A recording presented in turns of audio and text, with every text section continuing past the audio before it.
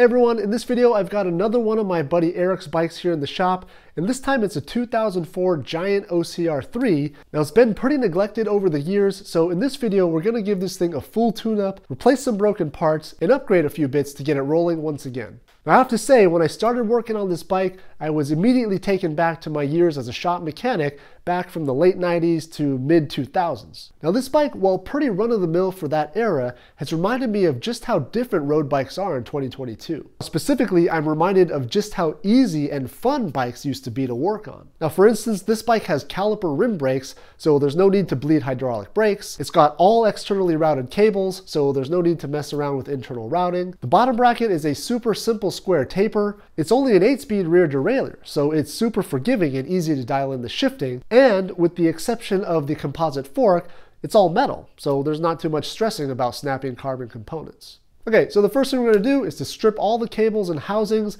and we're going to go ahead and remove the stock handlebars, the inline brake levers, and the stock stem, as this setup is pretty outdated, and I've got some parts here that'll modernize the front end, including a fixed 90mm 17-degree riser stem, and some riser handlebars with a shorter reach and a much shallower drop than the stock bars. Now the shifting was pretty sticky, so on older bikes like this, I like to flood the shifters with WD-40 as it helps to dislodge and clear out some of the grit that's gotten in there over the years. Now this is a pretty messy process, but it really brings back the snappy click of the shifters and will help in making the shifting a lot more precise. Just make sure to wipe down any excess with some alcohol when you're done.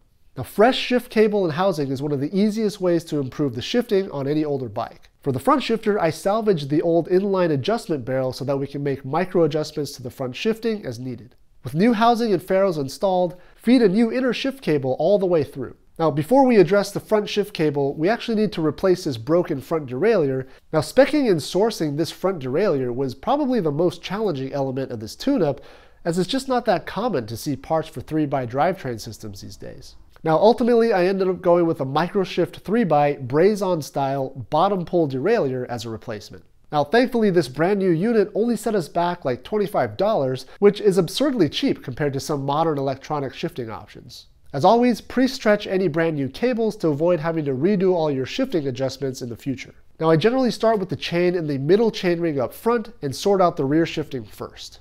It's mostly a matter of getting the right cable tension in the system so the chain can shift up and down the cassette smoothly. Once you have the tension set, adjust the high and low limit screws to prevent the chain from falling off either end of the cassette, while also making sure you can still shift in and out of these endpoint cogs. Now with the rear derailleur dialed in, I like to leave it in the second to smallest cog and then address the front derailleur. Keys to crisp front shifting are getting the height and the rotation of the derailleur right. You want the derailleur cage to clear the largest chainring by about 2 or 3 millimeters, and for the most part you want the cage to be parallel with the chainrings, although there are some tricks that involve a slight rotation of the cage if you're having trouble getting the front derailleur to shift smoothly. Start by setting the front cable tension such that in the middle chainring position you can shift all the way through the rear cogs without excessive rubbing at the extreme ends. Then, just like the rear derailleur, set the high and the low limit screws so that the chain doesn't fall off either end of the triple chainring cluster, but not so far inward such that you can't smoothly shift in and out of the small and large chainrings. Now even with the slightly outdated front triple chainring, the shifting overall is super forgiving since you're only dealing with 8 cogs in the rear. By far the most challenging part is setting up the front derailleur, which in 2022 has certainly become a lost art form.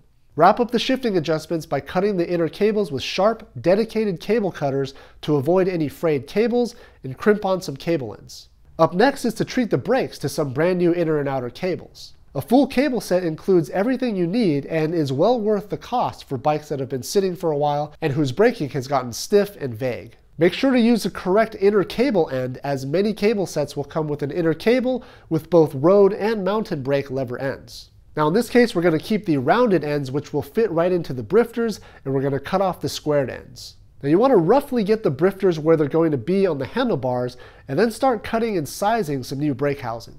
Again, using dedicated cable cutters, size your housing to allow for full rotation of the handlebars and attach housing ferrules where required.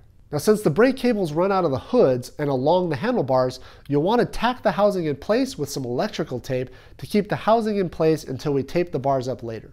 Now these little rubber cable donuts are super nostalgic, and they're meant to keep the inner cable from slapping against your frame. Now, I don't know if I ever believed that these worked since the cable is generally under tension, but it doesn't hurt to add one anyways. Continue running the inner brake cables through fresh housing and through the brake caliper and cinch it down. Again, be sure to pre-stretch the cables by squeezing the brake levers really hard.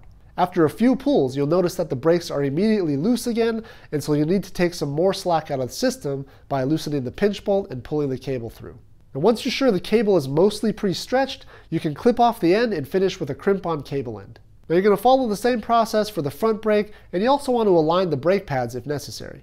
Now the next step is to tape the handlebars, and while everyone has their own preferred method for taping bars, my preferred method, and the best method, I'm just kidding, is what's called the figure 8 wrap. Now I like this method because it's clean, and it eliminates the need for these little additional strips of tape that you get in every bar tape box. Now I also like it because when you're done, the grain, so to speak, of the bar tape is always in the direction of your natural grip position. Anyways, I plan to do a dedicated video really detailing this method as it's pretty specific and there are a lot of nuances to pay attention to. Nonetheless, whatever method you end up using, you shouldn't have any gaps or be able to see the brifter clamps or bare handlebar underneath. You also want to cut the bar tape at an angle to finish it off and tape over the end of the bar tape with the decorative finishing tape that comes with the package.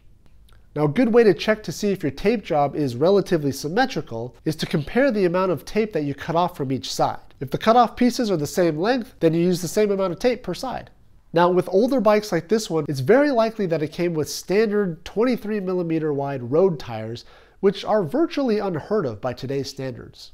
Gone are the days of skinny, high-pressure tires, as science has shown us that wider, lower pressure tires actually yield a faster rolling tire and offer greater rider comfort. Now, since the stock tires on this OCR were pretty much toast anyways, I went with a 28mm width Conti Ultra Sport tire for this tune-up.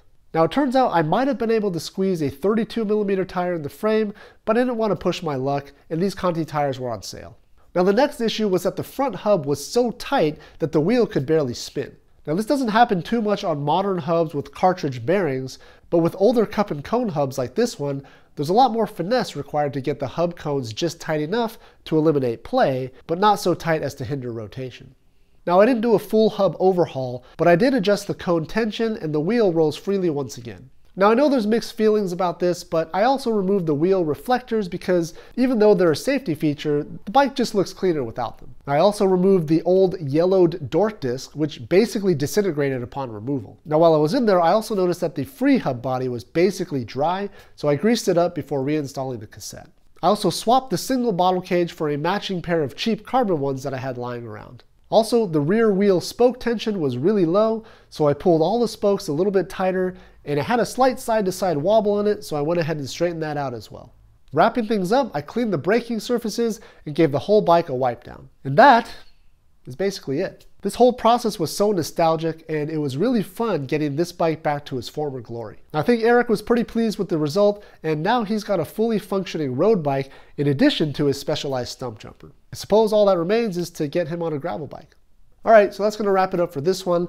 I hope you enjoyed this walkthrough / how-to, and if you, like me, have grown fond of older, simpler road bikes in the age of ultra-engineered carbon road machines, then this one's for you. Thanks again for watching, and thanks again for subscribing to the channel if you haven't already, and I'll see you next time.